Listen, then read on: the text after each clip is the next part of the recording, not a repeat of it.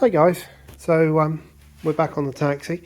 We've been looking at the power wiring, so this is what we had. This ran everything. I've not taken it out yet because I need to check that it's not running the new radio that went in at the same time. There's other clips that will go together to make a bigger video along with this clip when we get towards the end. But yeah, what we found in here wasn't good, so that's all out. And this is what it looks like when it's done properly. So we have our new power feed down there.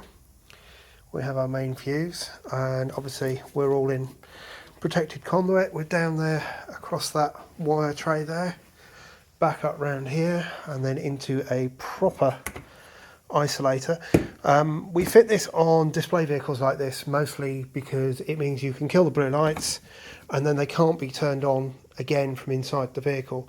Some police, if they stop a vehicle like this, will get funny about the blue lights being on. Obviously it is a show car, so there's arguments around there, but if you can't actually turn the blue lights on from the dashboard and the police officer's not seen you get out and unisolate or isolate it, then there's no argument there. And then that goes off through the bulkhead properly. The corrugated conduit follows it all the way through, which it didn't, and of course we're all tied up nice and neat out of the way.